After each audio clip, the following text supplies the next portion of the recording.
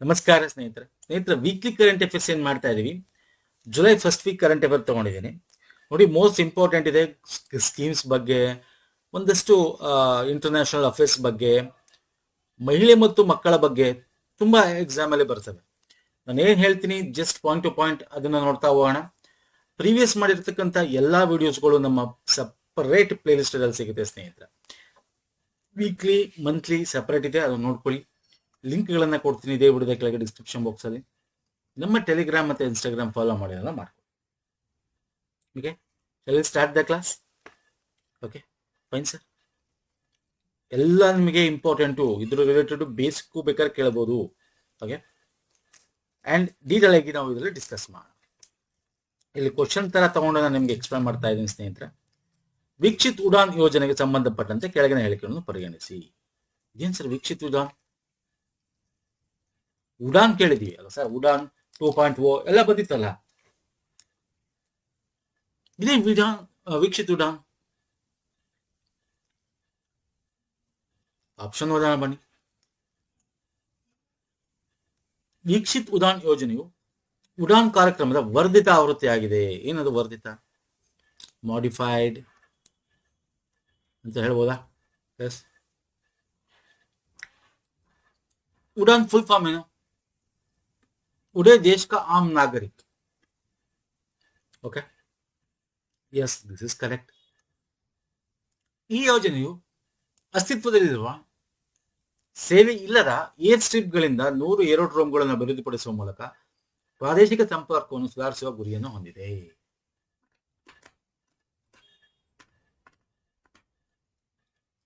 ಕರೆಕ್ಟಾ? ಎಸ್. ಈ ಯೋಜನೆ ಅಡಿಯಲ್ಲಿ ಪ್ರಾದೇಶಿಕ ವಿಮಾನ ಕಾರ್ಯಾಚರಣೆಗಳನ್ನು ಉಳಿಸಿಕೊಳ್ಳಲು ಕಾರ್ಯಸಾಧ್ಯತೆ ಅಂತರ ನಿಧಿಗೆ ಸ್ವಲ್ಪ ಹಣವನ್ನು ಹಂಚಿಕೆ ಮಾಡಲಾಗಿದೆ. ಅಂತರ ನಿಧಿ ಅಂದ್ರೇನು? ವಯಬಿಲಿಟಿ ಗ್ಯಾಪ್ ಫಂಡ್ ಅಂತ ಕರಿತೀವಿ ಸರ್. ನಿಮಗೆ ಒಂದೇ ಲೈನ್ ಹೇಳ್ತೀನಿ ನೋಡಿ. ಫಸ್ಟ್ ಅದು ಒಂದೇ ಲೈನ್ ಅರ್ಥ ಮಾಡ್ಕೊಳ್ಳಿ, ಆಮೇಲೆ ಡೀಟೇಲ್ ಆಗಿ ಓದೋಣ. ಈ ಆಪ್ಷನ್ ಕರೆಕ್ಟು, ಈ ಆಪ್ಷನ್ ಕರೆಕ್ಟು, 3 ಆಪ್ಷನ್ ಕೂಡ ಕರೆಕ್ಟ್. ವೀಕ್ಷಿತ್ ಉಡಾನ್ ಅಂತಕ್ಕಂಥದ್ದು ಈಗ ನಾವು ಉಡಾನ್ ಅಂತ ಯಾಕೆ ಮಾಡಿದ್ರು? 2016 ಬರ್ತದೆ ಉಡಾನ್ ಅಂತ ಅಲ್ವಾ ಸರ್? ಏನಕ್ಕೆ ಮಾಡಿದ್ವಿ? ಟೈರ್ 2 and 3 ಯಾವುದು ಸರ್? ಸಿಟೀಸ್ ಅಲ್ವಾ ಸರ್? ಅಲ್ಲಿಗೆ ಒಂದು ರೀಸನಬಲ್ ಪ್ರೈಸ್ ಅಲ್ಲಿ ವಿಮಾನಯಾನ ಪ್ರತಿಯೊಬ್ಬರಿಗೂ ಸಿಗ್ಬೇಕು ಅಂತ ಮಾಡಿದ್ರು, ಕನೆಕ್ಟಿವಿಟಿಗೋಸ್ಕರ ಅಲ್ವಾ ಸರ್? ಈಗ ಅದನ್ನ ಇನ್ನೂ ಎಕ್ಸ್ಟೆಂಡ್ ಮಾಡ್ತಾ ಇರೋದು 2, 3 ಜೊತೆಗೆ ಯೂನಿಯನ್ ಟೆರಿಟರೀಸ್ ಆಗಿರ್ಬೋದು, ಗುಡ್ಡಗಾಡು ಪ್ರದೇಶ ಆಗಿರ್ಬೋದು, ಎಲ್ಲಾ ಕಡೆ ಕನೆಕ್ಟ್ ಆಗ್ಬೇಕು. ವೀಕ್ಷಿತ್ ಉಡಾನ್ ಅಂತ ಯಾಕೆ? ನಮ್ಮ ವೀಕ್ಷಿತ್ ಭಾರತ್ ಎಲ್ಲ ವೀಕ್ಷಿತ್ ಯಾಕೆ? ವಿಕಸಿತ ಭಾರತ 2047 ಗುರಿ ಇಟ್ಕೊಂಡಿರತಕ್ಕಂಥದ್ದು ಕನೆಕ್ಟಿವಿಟಿ, ಇನ್ಫ್ರಾಸ್ಟ್ರಕ್ಚರ್ ಡೆವಲಪ್ಮೆಂಟ್. ಹೌದು, ಈ 3 ಆಪ್ಷನ್ಸ್ ಕೂಡ ಕರೆಕ್ಟ್ ಸ್ನೇಹಿತರೆ. 100 ಏರೋಡ್ರಮ್ ಗಳನ್ನ ಮಾಡಬೇಕು ಅಂತ, ಸಣ್ಣದು ಸಪರೇಟ್. ಓಕೆ, ಫ್ಲೈಟ್ ಹೋಗೋದು, ಸಣ್ಣ ಫ್ಲೈಟ್ಗಳು ಹೋಗೋದು ಅಥವಾ ಹೆಲಿಕಾಪ್ಟರ್ ಹೋಗುವಂತದ್ದಾಗಿರ್ಬೋದು, ಮತ್ತೆ ಸಿ ಏರ್ ಅಂತ ಕರಿತೀವಿ. ಎಲ್ಲಿ ನಮ್ಗೆ ಏರೋಡ್ರಮ್ ಆಗಲ್ಲ, ಅಲ್ಲಿ ಸಿ ಏರೋಡ್ರಮ್ ಆದ್ರೆ ಅದನ್ನ ಮಾಡ್ತಕ್ಕಂಥದ್ದಾಗಿರ್ಬೋದು. ಸೊ ಅದಕ್ಕೆಲ್ಲ ಒಂದಷ್ಟು ದುಡ್ಡುಗಳನ್ನ ಕೊಡ್ತಾ ಇದ್ದಾರೆ ಸ್ನೇಹಿತರೆ. ಓಕೆ, ವೀಕ್ಷಿತ್ ಉಡಾನ್ ಅಂತ ಕರಿತೀವಿ. Central regional air connectivity programme ಇದು. Okay, 100 aerodromes from existing unserved air, ಎಲ್ಲೆಲ್ಲಿ ಇನ್ನು ಕನೆಕ್ಟಿವಿಟಿ ಇಲ್ಲ ಅಲ್ಲಿ ಮಾಡ್ತಕ್ಕಂಥದ್ದು. ಹೆಲಿಕಾಪ್ಟರ್ ಸರ್ವಿಸ್ ಸಪೋರ್ಟ್ ನ ಕೊಡ್ತಕ್ಕಂಥದ್ದು. ಓಕೆ, ಇನ್ ಕನ್ನಡದಲ್ಲಿ ತಗೊಂಡು ಡೀಟೇಲ್ ಆಗ್ಬೋದ ಇದ್ರ ಬಗ್ಗೆ. ಸೊ ವೀಕ್ಷಿತ್ ಉಡಾನ್ ನಮಗೆ ಉಡಾನ್ ಸ್ಕೀಮ್ ಅಕ್ಟೋಬರ್ 2016 ಏನ್ ಪ್ರಾರಂಭ ಆಯ್ತಾರ ಅದರ ಒಂದು ಮಾರ್ಪಾಡಿಸಿದ ಹಂತ ಇದು. ಓಕೆ, ಸಾಮಾನ್ಯ ನಾಗರಿಕ ವಿಮಾನ ಪ್ರಯಾಣ ಕೈಗೆಟುಕುವ ದರದಲ್ಲಿ ಕೊಡ್ಬೇಕು ಅಂತ ಹೇಳಿ ಇದು 2026-27 ಹಣಕಾಸು ವರ್ಷ 35-36 10 ವರ್ಷ ಕಾಲ ಜಾರಿಗೆ ತರಲಾಗುತ್ತದೆ. ಬಜೆಟ್ ಬೆಂಬಲ 28,840 ಕೋಟಿ ಕೊಡ್ತಾ ಇದಾರೆ ನೋಡಿ. ಈ ಪಾಯಿಂಟ್ ಎಲ್ಲ ನಾನು ಏನ್ ಹೇಳ್ತೀನಿ, ಪಾಯಿಂಟ್ಸ್ ಎಲ್ಲ ವೆರಿ ವೆರಿ ಇಂಪಾರ್ಟೆಂಟ್. ನಿಮ್ಗೆ ಎಕ್ಸಾಮ್ ಅಲ್ಲಿ ಕೇಳೋದೇ ಇಂಥದ್ದು. ನಾನು ಸಿಂಪಲ್ ಆಗಿ ಕೇಳಿದೀನಿ ಪಾಯಿಂಟ್ಸ್ ಇಲ್ಲಿ. ನಿಮ್ಗೆ ಎಕ್ಸಾಮ್ ಅಲ್ಲಿ ಈ ತರ ಪಾಯಿಂಟ್ಸ್ ಆಗ್ತಾನೆ. ಏನಾಗ್ತಾನೆ? ಇದು 10 ವರ್ಷಗಳ ಕಾಲ ಒಂದು ಬಜೆಟ್ ಅನುದಾನಿತ ಒಂದು ಯೋಜನೆ, ಕೇಂದ್ರ ಸರ್ಕಾರದ ಯೋಜನೆ ಅಂತ ಕೇಳಬಹುದು. ಟೈಪ್ 2, ಟೈಪ್ 3 ನಗರಗಳು, ದೂರದ ಪ್ರದೇಶಗಳು, ಗುಡ್ಡಗಾಡು ಪ್ರದೇಶಗಳು, ದ್ವೀಪಗಳು, ಮಹತ್ವಾಕಾಂಕ್ಷೆ ಜಿಲ್ಲೆಗಳು, ಕೊನೆಯ ಮೈಲಿ ವಾಯು ಸಂಪರ್ಕ, ಲಾಸ್ಟ್ ಮೈಲ್ ಏರ್ ಕನೆಕ್ಟಿವಿಟಿಯನ್ನು ಬಲಪಡಿಸೋಕೋಸ್ಕರ. Yes, this is very important point. This sentence is very important point. ನಿಮ್ಮ ಆಪ್ಷನ್ ಅಲ್ಲಿ ಕೇಳ್ತಕ್ಕಂಥದ್ದು ಎಕ್ಸಾಮ್ಗಳಲ್ಲಿ. Okay fine. ಬೇಕಾದ್ರೆ ಉಡಾನ್ ಬಗ್ಗೆ ಕೇಳಬಹುದು. ಇದು ಉಡಾನ್ ನ ಮಾರ್ಪಾಡಿಸಿದ ಒಂದು ಪ್ರೋಗ್ರಾಮ್. ಉಡಾನ್ 2016 ಅಕ್ಟೋಬರ್ ಅಲ್ಲಿ ಲಾಂಚ್ ಆಗಿತ್ತು. ಇದು ಪಾಯಿಂಟ್ ನಿಮ್ಗೆ ಗೊತ್ತಿರಬೇಕು. ಓಕೆ, ಇಲ್ಲಿ ಏನೇನು ಮಾಡ್ತಾರೆ, ವಿಮಾನ ನಿಲ್ದಾಣ ಹೇಳಿದ ಮೂಲ ಸೌಕರ್ಯಗಳನ್ನು ವಿಸ್ತರಣೆ ಮಾಡೋದಾಗಿರ್ಬೋದು, ಹೊಸ 100 ವಿಮಾನ ನಿಲ್ದಾಣಗಳನ್ನು ಅಭಿವೃದ್ಧಿಪಡಿಸೋದಾಗಿರ್ಬೋದು. ಓಕೆ, 440 ವಿಮಾನ ನಿಲ್ದಾಣಗಳಿಗೆ 2,000 ಕೋಟಿ ಕೊಟ್ಟು ಅದನ್ನ ನಿರ್ವಹಣೆಗೆ ಆಲ್ರೆಡಿ ಇರ್ತಕ್ಕಂಥದ್ದನ್ನ ಸ್ವಲ್ಪ ಎಕ್ಸ್ಟೆಂಡ್ ಮಾಡೋದಾಗಿರ್ಬೋದು. ಓಕೆ, ಸೊ ಈ ತರದೆಲ್ಲ, ಮತ್ತೆ ಹೆಲಿಪೋರ್ಟ್ಗಳು, ಹೆಲಿಪ್ಯಾಡ್ಗಳು. ಓಕೆ, ಸೊ ಅದಕ್ಕೆ ದುಡ್ಡು ಕೊಡೋದಾಗಿರ್ಬೋದು. ಸೊ ಈ ತರದೆಲ್ಲ, ಮತ್ತೆ ಆಧುನಿಕ ಹೆಲಿಪ್ಯಾಡ್ಗಳು ವೆರಿ ಇಂಪಾರ್ಟೆಂಟ್. ಎಲ್ಲಿ ಸರ್, ಈಗ ಏರ್ಪೋರ್ಟ್ಗಳಾಗಲ್ಲ, ಹೆಲಿಪ್ಯಾಡ್ಗಳು ಮಾಡ್ಬೋದು, ಗುಡ್ಡಗಾಡು ಪ್ರದೇಶಗಳಲ್ಲಿ ಮಾಡ್ಬೋದು, ದೂರ ದ್ವೀಪಗಳಲ್ಲಿ ಮಾಡ್ಬೋದು, ಮಹತ್ವಾಕಾಂಕ್ಷೆ ಜಿಲ್ಲೆ ಆಸ್ಪಿರೇಷನಲ್ ಡಿಸ್ಟ್ರಿಕ್ಟ್ ಅಂತ ಕರಿತೀವಿ ಇಂಗ್ಲಿಷ್ ಅಲ್ಲಿ, ಅಲ್ಲಿ ಮಾಡ್ಬೋದು ಅಲ್ಲ ಸರ್. ಸೊ ಈ ತರದೆಲ್ಲ ಮಾಡಿ ನಾವು ವಿಕಸಿತ ಭಾರತದಲ್ಲಿ ನಮಗೆ ಏನು ಕನೆಕ್ಟಿವಿಟಿ ಬೇಕು, ಪ್ರತಿಯೊಂದು ಎಲ್ಲಿ ಏರ್ ಕನೆಕ್ಟಿವಿಟಿ ಇಲ್ಲ ಅಲ್ಲಿ ಎಲ್ಲ ಕಡೆ ಸಿಗೋಂಥದ್ದು ಮಾಡ್ತಕ್ಕಂಥದ್ದು ಇದರ ಒಂದು ಉದ್ದೇಶ. ಅರ್ಥ ಆಯ್ತಲ್ಲ? Fine sir. ನೆಕ್ಸ್ಟ್ ಬರ್ತೀನಿ, ಸಮಗ್ರ ಶಿಶು ಬಾಲ ಸ್ವಾಸ್ಥ್ಯ ಕಾರ್ಯಕ್ರಮ. ನೋಡಿ, ಸ್ಕೀಮ್ಸ್ಗಳು ನ್ಯೂಸ್ ಅಲ್ಲಿ ಇರುತ್ತಲ್ಲ ಅಂತದೇ ಕೇಳೋದು ಸ್ನೇಹಿತರೆ. ಇತ್ತೀಚೆಗೆ ನಿಮ್ಗೆ ಕ್ವಶನ್ಸ್ಗಳು ಈ ತರ ದೊಡ್ಡದಾಗೆ ಕೇಳ್ತಾನೆ, ಸಿಂಪಲ್ ಆಗಿ ಕೇಳ್ತಾ ಇಲ್ಲ. ನೀವು JK ಪೇಪರ್ ತೆಗೆದು ನೋಡಿ, KE KPSL ಅಂತೂ ಸ್ಟಾರ್ಟ್ ಮಾಡಿಬಿಟ್ಟಿದ್ದ ಅವನು 1 ವರ್ಷದ ಮುಂಚೆ. KE ಅವನು ಈ ತರ ಸ್ಟಾರ್ಟ್ ಮಾಡ್ಕೊಂಡ್ಬಿಟ್ಟಿದ್ದಾನೆ. ಯಾಕೆ ಇದು ಇಂಪಾರ್ಟೆಂಟ್? ಮಹಿಳೆ ಮತ್ತು ಮಕ್ಕಳಿಗೆ ಸಂಬಂಧಪಟ್ಟದ್ದು ಇದೆಯಲ್ಲ, that is very very important ಸ್ನೇಹಿತರೆ. ಓಕೆ ಓಕೆ, ಇದು ಹುಟ್ಟಿನಿಂದ 36 ತಿಂಗಳ ವಯಸ್ಸಿನವರೆಗೆ ಮಕ್ಕಳಿಗೆ ಮನೆ ಮತ್ತು ಸಮುದಾಯ ಆಧಾರಿತ ಆರೈಕೆ ನಿರಂತರ ಸೇವೆಯನ್ನು ಒದಗಿಸುತ್ತಾರೆ. Yes, this is correct. ಹುಟ್ಟಿನಿಂದ ಅಂದ್ರೆ ಇಲ್ಲಿ HBNC HBYC ಅಂತ ಇಲ್ಲೇ ಇದೆ ನೋಡಿ, home base neonatal care. Okay, ಹುಟ್ಟಿದಾಗ ಒಂದು ಆರೈಕೆ, ಫಸ್ಟ್ 3 ದಿನ ಮೆದುಳು ಬೆಳವಣಿಗೆ ಆಗಿರ್ಬೋದು, ಮತ್ತೆ ಮಕ್ಕಳು 3 ವರ್ಷಗಳ ತನಕ, ಎಸ್ಪೆಷಲಿ 3 ವರ್ಷಗಳ ತನಕ ಮನೆ ಆಧಾರಿತ ಚಿಕ್ಕ ಮಕ್ಕಳ ಆರೈಕೆ. 2 ಇನಿಷಿಯೇಟಿವ್ ಕನೆಕ್ಟಿವಿಟಿ ಮಾಡ್ಕೊಂಡು ಒಟ್ಟಿಗೆ ಮರ್ಸ್ತರ ಮಾಡ್ಕೊಂಡು ಇಂಟಿಗ್ರೇಟೆಡ್ ಮಾಡ್ಕೊಂಡು ಇದನ್ನ ಹೊಸದಾಗಿ ಲಾಂಚ್ ಮಾಡಿರ್ತಕ್ಕಂಥ ಸಮಗ್ರ, ಅದಕ್ಕೆ ಹೇಳ್ತಾ ಇರೋದು ನವಜಾತ ಶಿಶು ಜೊತೆಗೆ ಚಿಕ್ಕ ಮಕ್ಕಳು ಅಂದ್ರೆ 3 ವರ್ಷ ತನಕ, ಅಂದ್ರೆ 36 ಮಂತ್ಸ್. ಅರ್ಥ ಆಗ್ತಿದೆಯಲ್ಲ? ಹೆಸರು ಹೇಳಕ್ ನೋಡಿ, ಸಮಗ್ರ ಶಿಶು ಬಾಲ ಸ್ವಾಸ್ಥ್ಯ ಕಾರ್ಯಕ್ರಮ. ಅವರ ಹೆಲ್ತ್ ಈಸ್ ವೆರಿ ಇಂಪಾರ್ಟೆಂಟ್. ಈಗಿನ ಮಕ್ಕಳೇ ಮುಂದಿನ ಪ್ರಜೆಗಳು, ಮುಂದಿನ ಪ್ರಜೆಗಳೇ ನಮ್ಮ ದೇಶಕ್ಕೆ ಒಂದು ಬೆನ್ನೆಲುಬು, ಆರ್ಥಿಕತೆಗೋಸ್ಕರ, ಹ್ಯೂಮನ್ ರಿಸೋರ್ಸಸ್ಗೋಸ್ಕರ.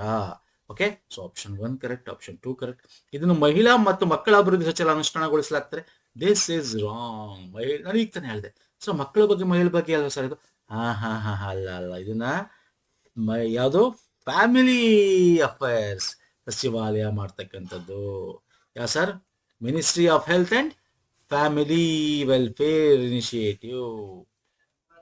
ಅರ್ಥ ಆಗ್ತಿದೆಯಲ್ಲ? ವೆರಿ ಇಂಪಾರ್ಟೆಂಟ್ ಸ್ನೇಹಿತರೆ. ಇದರಲ್ಲಿ ನಾನು ಅದನ್ನ ಹೇಳಿದ್ದು, ಪೆಹ್ಲಾ 3 ಸಾಲ್ ಇಸ್ ವೆರಿ ಇಂಪಾರ್ಟೆಂಟ್. ಮೊದಲ 3 ವರ್ಷದ ಸಮಗ್ರ ಆಯ್ಕೆ ಇಂಪಾರ್ಟೆಂಟು. ಮೆದುಳಿನ ಮೊದಲ 28 ದಿನ ನಿಯೋನ್ಯಾಟಲ್, ಹುಟ್ಟಿದ ನಂತರ, ಮತ್ತೆ 3 ಮೊದಲ ವರ್ಷಗಳು ನಿರ್ಣಾಯಕವಾಗಿ ಪ್ರಾಮುಖ್ಯತೆ ವಹಿಸುತ್ತೆ ಮಕ್ಕಳ ಒಂದು ಬೆಳವಣಿಗೆಗೆ. ಹಂಗಾಗಿ ಮಕ್ಕಳ ಬೆಳವಣಿಗೆ ಏನೇನು ಪೋರ್ಟಲ್ಗಳಿದೆ, ನಮ್ಮ ಬೇರೆ ಬೇರೆ ಯುವಿನ್ ಅಂತಿದೆ, ಜನನಿ ಪೋರ್ಟಲ್ ಅಂತಿದೆ, ಎಲ್ಲಾನು ಇಂಟಿಗ್ರೇಟ್, ಪೋಷನ್ ಅವರ ಟ್ರ್ಯಾಕರ್ ಮಾಡ್ಕೊಂತಕ್ಕಂಥದ್ದು ಎಲ್ಲ ಇಂಟಿಗ್ರೇಟ್ ಮಾಡ್ತಾ ಇದ್ದಾರೆ. ಇದರಲ್ಲಿ ಎಲ್ಲ ತಗೊಬಂದು ಒಂದ್ ಕಡೆ ಇಂಟಿಗ್ರೇಟ್ ಮಾಡಿ ಸಮಗ್ರ ಶಿಶು ಬಾಲ ಸ್ವಾಸ್ಥ್ಯ ಕಾರ್ಯಕ್ರಮ ಅಂತ ಲಾಂಚ್ ಮಾಡಿದ್ದಾರೆ ಸ್ನೇಹಿತರೆ. ಎಲ್ಲಿ ಕಡಿಮೆ ತೂಕ ಇದೆ, ಜನನ ಸ್ತನ್ಯಪಾನ ವಿಳಂಬ ಆಗಿದೆ, ನವಜಾತ ಶಿಶು ಆರೈಕೆ ಬೇಕು, ಮನೆ ಮನೆಗೆ ಹೋಗ್ತಾರೆ, ಅಂಗನವಾಡಿ ಆಶಾ ಕಾರ್ಯಕರ್ತರು ಹೋಗ್ತಾರೆ, ಅಂಗನವಾಡಿ ಕಾರ್ಯಕರ್ತರು ಹೋಗ್ತಾರೆ, ಸಮುದಾಯ ಆರೋಗ್ಯ ಅಧಿಕಾರಿಗಳು ಹೋಗ್ತಾರೆ. ಅರ್ಥ ಆಗ್ತಿಲ್ಲ? ಕಮ್ಯುನಿಟಿ ಹೆಲ್ತ್ ಆಫೀಸರ್ಸ್ ಅಂತ ಕರಿತೀವಿ, ಮತ್ತೆ ಸಹಾಯಕ ಅಸಿಸ್ಟೆಂಟ್ ನರ್ಸ್, ಮಿಡ್ ವೈಫ್ಸ್ ಅಂತ ಕರಿತೀವಿ. ಇವರೆಲ್ಲ ಕೂಡ ನೋಡಿ 3 ದಿನಕ್ಕೊಂದ್ಸರ, 7 ದಿನಕ್ಕೊಂದ್ಸರ, ಇನ್ನು ರಿಸ್ಕ್ ಅಲ್ಲಿ ಇರ್ತಕ್ಕಂಥ ಮಕ್ಕಳಿಗೆ 3 ತಿಂಗಳು, 6 ತಿಂಗಳು, ಸೊ ಅವಾಗೆಲ್ಲ ಮನೆಗಳಿಗೆ ಭೇಟಿ ಕೊಡ್ತಾರೆ. ಮತ್ತೆ ಶಿಶು ಒಂದು ಪ್ರತಿ ಗ್ರಾಮದಲ್ಲಿ ಆರೋಗ್ಯ, ನೈರ್ಮಲ್ಯ, ಪೌಷ್ಟಿಕಾಂಶ ದಿನ ಶಿಶು ಅವಧಿಗಳನ್ನು ಮತ್ತು ಆಯುಷ್ಮಾನ್ ಆರೋಗ್ಯ ಮಂದಿರಗಳಲ್ಲಿ ಮಾಸಿಕ ಶಿಶು ಶಿಬಿರಗಳನ್ನ ಮಾಡ್ತಾರೆ. ಸೊ ಇದರಿಂದ ಮಕ್ಕಳ ಹೆಲ್ತ್ ಬಗ್ಗೆ ಗೊತ್ತಾಗುತ್ತೆ, ಅವ್ರಿಗೆ ಯಾವ ರೀತಿ ಕೇರ್ ಬೇಕು ತಗೊಳ್ತಕ್ಕಂಥದ್ದು. ಮತ್ತೆ ನಮ್ಮಲ್ಲಿ ಇರ್ತಕ್ಕಂಥ ಎಲ್ಲ, ಈಗ ಶಿಶುಗಳಿಗೆ ಪೋಷಣ್ ಇದೆ, ಪೋಷಣ್ ಕಾರ್ಯಕ್ರಮ ಇದೆ, ಪೋಷಣ್ ಟ್ರ್ಯಾಕರ್ ಅಂತಾನೆ ಒಂದು ಇನಿಷಿಯೇಟಿವ್ ತಗೊಂಡಿದೀವಿ. ಯುವಿನ್ ಇದೆ, ವೆರಿ ಇಂಪಾರ್ಟೆಂಟ್. ಯುವಿನ್ ಪೋರ್ಟಲ್ ಏನಕ್ಕಿರೋದು ಹೇಳ್ತೀರಾ ಹೇಳಿ? ಪಟಾಪಟ ಗೊತ್ತಿರಬೇಕು, ಕಮೆಂಟ್ ಮಾಡ್ಬೇಕು ಸ್ನೇಹಿತರೆ. ವ್ಯಾಕ್ಸಿನೇಷನ್ ಅಲ್ವಾ? ಜನನಿ ಪೋರ್ಟಲ್ ಆಗಿರ್ಬೋದು, ಮಕ್ಕಳು ಹುಟ್ಟಿದ ಟೈಮಲ್ಲಿ ಬೇಕಾಗಿರ್ತಕ್ಕಂಥದ್ದು. ಓಕೆ, ಸೊ ಇವೆಲ್ಲನೂ ಕೂಡ ಇಂಟಿಗ್ರೇಟ್ ಮಾಡ್ತಾ ಇರ್ತಕ್ಕಂಥದ್ದು. ನೋಡಿ ಎಷ್ಟು ಚೆನ್ನಾಗಿದೆ ಕ್ವಶನ್. ಇವೆಲ್ಲ ವೆರಿ ವೆರಿ ಇಂಪಾರ್ಟೆಂಟ್ ಕ್ವಶನ್ ಸ್ನೇಹಿತರೆ. ಓಕೆ, ನೆಕ್ಸ್ಟ್ ಬರ್ತೇನೆ. ಇತ್ತೀಚೆಗೆ ಸುದ್ದಿಗಳಲ್ಲಿ ಕಂಡು ಬರುವ ಬೋರ್ಜುಲಿ ಜೌಗು ಪ್ರದೇಶ ಇಲ್ಲಿ ನೆಲೆಗೊಂಡಿದೆ. ಬೋರ್ಜುಲಿ ಎಲ್ಲಿ ಸರ್? ಇಲ್ಲ ಕೊಟ್ಬಿಟ್ಟಿದೀನಿ, ಅದು ಅಸ್ಸಾಂ. ಯಾಕೆ ಇದು ಸುದ್ದಿಯಲ್ಲಿದೆ? ಬಯೋಡೈವರ್ಸಿಟಿ ಹೆರಿಟೇಜ್ ಸೈಟ್ ಆಗಿ ಮಾಡಿದ್ದಾರೆ. ಯಾಕೆ? ಆ ಒಂದು ಪ್ರದೇಶ ಇದು ನಮ್ಮ ಬ್ರಹ್ಮಪುತ್ರ ನದಿಯ ಒಂದು ಏನು ಜಲಾನಯ ಪ್ರದೇಶದಲ್ಲಿ ಬರುತ್ತೆ ಇದು. ಓಕೆ, ಈ ಫ್ಲಡ್ ಆದಾಗೆಲ್ಲ ನೀರು ತುಂಬುತ್ತೆ. ಯಾಕಂದ್ರೆ ಇನ್ನು ಈ ಒಂದು ಪ್ರದೇಶದಲ್ಲಿ, ಇಂಥ ಪ್ರದೇಶದಲ್ಲಿ ವೈಲ್ಡ್ ಕಾಡು ಹಕ್ಕಿ ಬೆಳೆಯುತ್ತೆ, ವೈಲ್ಡ್ ರೈಸ್, ವೈಲ್ಡ್ ಕಾಡು ಭತ್ತ. ಓಕೆ, ಅದು ತುಂಬಾ ಹಳೆಯದು. ನಾವು ಒರಿಜೋ ರುಫಿಗೋನೋಸ್ ಪ್ರಭೇದ ಅಂತ ಕರಿತೀವಿ. ಅದನ್ನ ನಾವು ಇವಾಗ ಮಾಡಿಫೈ ಮಾಡ್ಕೊಂಡು ಒರಿಜೋ ಸಟಿವಾ ಮೂಲನ್ನ ನಾವು ಇವಾಗ ಬೆಳೀತಾ ಇದ್ದೀವಿ ಕೂಡ ಎಷ್ಟೊಂದ್ ಕಡೆ. ಬಟ್ ಇದು ಒರಿಜಿನಲ್ ಇರಲೇಬೇಕಲ್ಲ, ಯಾಕೆ ಇರಬೇಕು? ಕಾಡುಗಳಲ್ಲಿ ಆಗ ಬೇರೆ ಬೇರೆ ಕಡೆ ತನಗೆ ತಾನೇ ಬೆಳೀತಕ್ಕಂಥದ್ದು ಇಲ್ಲ, ಅಂಥದ್ದು ರೋಗ ಮತ್ತು ಕೀಟ ನಿರೋಧಕ ಒಂದು ಇದಕ್ಕೆ ಹೆಸರುವಾಸಿ ಆಗಿರುತ್ತೆ. ಹಂಗಾಗಿ ಇದನ್ನ ರಕ್ಷಣೆ ಮಾಡಬೇಕು ಅಂತೇಳಿ ಜೀವ ವೈವಿಧ್ಯ ಪರಂಪರೆ ತಾಣ ಅಂತ ಘೋಷಣೆ. ಇವೆಲ್ಲ ಎಕ್ಸಾಮ್ ಅಲ್ಲಿ ಈ ತರದ ಕ್ವಶನ್ಸ್ ಬಂದಿವೆ, ಅದಕ್ಕೆ ಹೇಳ್ತಾ ಇರೋದು. ನಾವು ತಗೊಂಡ್ಬರ್ತಕ್ಕಂಥ 99% ಬರುವಂತ ಕ್ವಶನ್ಸ್ಗಳು ಸ್ನೇಹಿತರೆ. ಓಕೆ, ಸೊ ಅದನ್ನ ರಕ್ಷಣೆ ಮಾಡಬೇಕು. ಅದರ ಸ್ಥಿತಿಸ್ಥಾಪಕತ್ವ, ಸಸ್ಟೈನಬಿಲಿಟಿನ ಮಾಡ್ಕೊಂಡು ಹೋಗ್ಬೇಕು. ಅದು ಮೂಲವನ್ನ ರಕ್ಷಣೆ ಮಾಡೋದಿಲ್ಲ, that is very important. Okay, exam ಅಲ್ಲಿ ಏನು ಕೇಳ್ಬೋದು? ಈ ಜೋಗು ಪ್ರದೇಶ ಬೊರ್ಜುಲಿ ಎಲ್ಲಿ ಬರುತ್ತೆ ಕೇಳ್ಬೋದು. ಯಾವ ಜಿಲ್ಲೆ? ಸೋನಿತ್ಪುರ ಜಿಲ್ಲೆ. ಕಾಡು ಭತ್ತ ಒರಿಜಿನೋ ರುಫಿಗೋಗಾಸ್ ಅಂತ ಕರಿತೀವಿ. Okay, very important. ಫೈನ್. ಮತ್ತೆ ಈಗ ಇದೊಂದೇ ಕೇಳ್ತಾನ? ಇಲ್ಲ ಸರ್, ಇದೊಂದೇ ಕೇಳಲ್ಲ. ಇದನ್ನ ಮಾಡಿದ್ರೆ ಏನಾಗುತ್ತೆ? ಇದಕ್ಕೆ ನಮ್ಮ ICAR, okay, Indian council of agriculture research, national bureau of plant genetic resource, ಇವೆಲ್ಲ ಕೊಲಾಬ್ರೇಷನ್ ಮಾಡೋದಿ ಅದನ್ನ ಸಂರಕ್ಷಣೆ ಮಾಡಕ್ಕೆ ಏನೇನು ದುಡ್ಡು ಬೇಕು, ಧನ ಸಹಾಯ ಎಲ್ಲ ಕೂಡ ಮಾಡ್ತಾರೆ. ಈಗ ಬಯೋಡೈವರ್ಸಿಟಿ ಹೆರಿಟೇಜ್ ಸೈಟ್ ಅಂದ್ರೆ ಏನು ಸರ್? ಹಂಗಾರೆ ಅದು ಇಂಪಾರ್ಟೆಂಟ್ ಅಲ್ವಾ? ಅದನ್ನ ಬಗ್ಗೆ ಎಕ್ಸಾಮ್ ಅಲ್ಲಿ ಕೇಳ್ಬಿಡ್ಬೋದು ಬೇಕಾದ್ರೆ ನಿಮ್ಗೆ. ಜೀವ ವೈವಿಧ್ಯತೆ ಪರಂಪರೆ ತಾಣ ಎಂಬುದು ಕಾನೂನುಬದ್ಧವಾಗಿ ಸಂರಕ್ಷಿತ ಭೌಗೋಳಿಕ ಪ್ರದೇಶವಾಗಿದ್ದು, ಇದನ್ನು ಅನನ್ಯ ಪರಿಸರ ವಿಜ್ಞಾನ ದುರ್ಬಲ ಪರಿಸರ ವ್ಯವಸ್ಥೆಗಳಿಂದ ವ್ಯಾಖ್ಯಾನಿಸಲಾಗಿದೆ. ಅಂದ್ರೆ ಯಾವುದು ದುರ್ಬಲವಾಗಿದೆ, ಯಾವ್ದನ್ನ ಸಂರಕ್ಷಣೆ ಮಾಡಬೇಕು ಅಂತದನ್ನ ರಕ್ಷಣೆ ಮಾಡಕ್ಕೆ ಒಂದು ಕಾನೂನುಬದ್ಧ ಒಂದು ಚೌಕಟ್ಟಾಗಿರ್ತಕ್ಕಂಥದ್ದು ಬಯೋಡೈವರ್ಸಿಟಿ ಹೆರಿಟೇಜ್ ಸೈಟ್ ಅಂತಕ್ಕಂಥದ್ದು ಸ್ನೇಹಿತರೆ. ಇಲ್ಲಿ ಕಾಡು ಅಥವಾ ಸಾಕು ಪ್ರಾಣಿ ಪ್ರಭೇದಗಳು, ವಿಶಿಷ್ಟ ಬೆಳೆ ಪ್ರಭೇದಗಳು, ಏನ್ ಬೇಕಾದ್ರೆ ಹೇಳ್ಬೋದು, ಅಳಿವಿನಂಚಿಲಿರ್ತಕ್ಕಂಥ ಪ್ರಭೇದಗಳು, ಸಸ್ಯ ಪ್ರಾಣಿ ಏನೇ ಆಗಿರ್ಬೋದು, ಹಂಗಂದ್ರೆ ರಕ್ಷಣೆ ಮಾಡಕ್ಕೆ ಬಯೋಡೈವರ್ಸಿಟಿ ಹೆರಿಟೇಜ್ ಸೈಟ್ ಆಗಿ ಮಾಡ್ಬಿಡ್ತೀವಿ. ಸೊ ಇದರಲ್ಲಿ ಪ್ರಮುಖವಾಗಿ ಈ ಬಯೋಡೈವರ್ಸಿಟಿ ಸೈಟ್ 2002 ಇಲ್ಲಿ ಸೆಕ್ಷನ್ 37 ಅಡಿಯಲ್ಲಿ ರಾಜ್ಯ ಸರ್ಕಾರಗಳು, ಸ್ಥಳೀಯ ಆಡಳಿತ ಸಂಸ್ಥೆಗಳು ಮತ್ತು ಗ್ರಾಮ ಸಮಿತಿಯೊಂದಿಗೆ ನಿಕಟ ಸಮಾಲೋಚನೆ ನಡೆಸಿ ಅಧಿಸೂಚನೆ ಹೊರತಕ್ಕಂಥದ್ದು. ಓಕೆ, ಸುಮ್ಮನೆ ಸರ್ಕಾರ ಮಾಡಲ್ಲ, ರಾಜ್ಯ ಸರ್ಕಾರ ಜೊತೆ ಕೇಂದ್ರ ಸರ್ಕಾರ ಮತ್ತೆ ಎಲ್ಲಿ ಗ್ರಾಮ ಬರುತ್ತೆ ಅಲ್ಲಿ ಕೂಡ ಸಮಿತಿಗಳ ಜೊತೆ ಡಿಸ್ಕಸ್ ಮಾಡ್ತವೆ. ಓಕೆ, ಸೊ ಯೂಶಲಿ ಇಂಥದನ್ನೆಲ್ಲ ನಾವು ನೋಡಿರ್ತೀವಿ, ನಾವು ಕೇಳಿರ್ತೀವಿ. ಕಾಡು ಬೆಳೆಗೆ ಸಂಬಂಧಪಟ್ಟಂತೆ ಪವಿತ್ರ ತೋಪುಗಳಾಗಿರ್ಬೋದು, ತುಂಬಾ ಅದು ಶ್ರೇಷ್ಠವಾದ ಪವಿತ್ರ ಆಗಿದೆ ಅಂತ ಹೇಳಿ. ಸೊ ಇಂಥ ಕಡೆ ಮತ್ತೆ ಜೋಗು ಪ್ರದೇಶಗಳು, ವನ್ಯಜೀವಿ ಕಾಡುಗಳು, ಇಲ್ಲಿ ನಾವು ಘೋಷಣೆ ಮಾಡ್ತೀವಿ. ಸೊ ವೆರಿ ಇಂಪಾರ್ಟೆಂಟ್ ಇದು ಸ್ನೇಹಿತರೆ. ಹಣಕಾಸು ಯಾರು ಕೊಡ್ತಾರೆ? ರಾಷ್ಟ್ರೀಯ ಜೀವ ವೈವಿಧ್ಯ ಪ್ರಾಧಿಕಾರ, ನ್ಯಾಷನಲ್ ಬಯೋಡೈವರ್ಸಿಟಿ ಒಂದು ಅಥಾರಿಟಿ ಏನಿದೆ, ಅವರು ಇದಕ್ಕೆ ಹಣ ಒಂದು ಕೊಟ್ಟು ಅದನ್ನ ಸಂರಕ್ಷಣೆ ಮಾಡಕ್ಕೆ ಹೆಲ್ಪ್ ಮಾಡ್ತಾರೆ. ಸೊ ಯಾವುದು ಸರ್? ಅಸ್ಸಾಂನ ಜೌಗುರ್ಲಿ ಕೇಳ್ಬೋದು. ಜೌಗುರ್ಲಿ, ಓಕೆ, ಜೋಗು ಪ್ರದೇಶ ಅಸ್ಸಾಂನ ಸುದ್ದಿಯಲ್ಲಿ. ಯಾಕೆ ಸುದ್ದಿಯಲ್ಲಿತ್ತು? ಕಾಡು ಹಕ್ಕಿ ವೈಲ್ಡ್ ರೈಸ್ ನ ಸಂರಕ್ಷಣೆಗಾಗಿ ಅದನ್ನ ಬಯೋ ಹೆರಿಟೇಜ್ ಸೈಟ್ ಆಗಿ ಘೋಷಣೆ ಮಾಡಿದ್ದೀವಿ. ಎಲ್ಲಿದೆ? ಅಸ್ಸಾಂ ಸೋನಿತ್ಪುರ್ ಜಿಲ್ಲೆಯಲ್ಲಿ ಬರುತ್ತೆ. ಅದರ ಒಂದು ವೈಜ್ಞಾನಿಕ ಹೆಸರೇನು? ಒರಿಜಾ ರುಫಿಫೋಗನ್. ಓಕೆ, ಇವೆಲ್ಲ ಎಕ್ಸಾಮ್ ಅಲ್ಲಿ ಕೇಳ್ತಾರೆ. ಫೈನ್, ನೆಕ್ಸ್ಟ್ ಬರ್ತೀನಿ.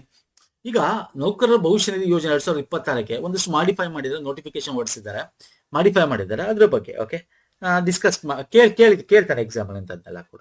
ಯಾಕಂದ್ರೆ ನಿಮ್ಗೆ ಎಂಪ್ಲಾಯ್ಮೆಂಟ್ ಪ್ರಾವಿಡೆಂಟ್ ಫಂಡ್ ಅಲ್ಲಿ ನೀವು ಫುಲ್ ದುಡ್ಡು ತಗೊಳಕ್ಕಾಗಲ್ಲ. ತಗೋಬೇಕು ಅಂದ್ರೆ 3 ರೀತಿ ಕ್ಯಾಟಗರಿ ಇದೆ, ಅಲ್ಲಿ ತಗೋಬಹುದು. ಎಷ್ಟು % ತಗೋಬಹುದು? ಓಕೆ, ಮತ್ತೆ ನೀವು ಎಕ್ಸ್ಟ್ರಾ ಇಂಪ್ಲಿಮೆಂಟ್ ಬಗ್ಗೆ ಎಷ್ಟು ಮಾಡಬಹುದು, ಇವೆಲ್ಲ ಇದೆಲ್ಲ detail. This is very important. ಈ ಯೋಜನೆಯು EPF ಅಡಿಯಲ್ಲಿ ಅಂದ್ರೆ ಎಂಪ್ಲಾಯ್ಮೆಂಟ್ ಪ್ರಾವಿಡೆಂಟ್ ಫಂಡ್ ಅಡಿಯಲ್ಲಿ ಭಾಗಶಃ ಹಣ ಹಿಂಪಡೆಯುವಿಕೆಯನ್ನು 3 ಪ್ರಮುಖ ವರ್ಗಗಳಾಗಿ ಕ್ರೋಢೀಕರಿಸುತ್ತದೆ. ಯಾವುದು? ಅಗತ್ಯ ಅವಶ್ಯಕತೆಗಳು, ವಸತಿ ಅಗತ್ಯಗಳು, ವಿಶೇಷ ಸಂದರ್ಭಗಳು.